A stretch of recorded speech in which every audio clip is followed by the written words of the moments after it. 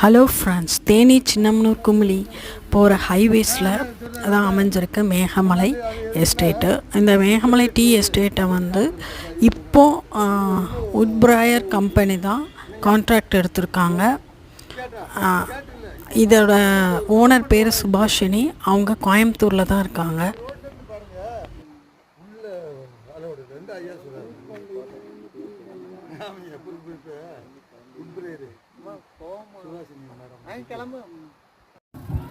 சின்னமனூர்லேருந்து இங்கே வந்து daily teach பண்ணாங்கன்னா அவங்களுக்கு என்னமோ கஷ்டம்.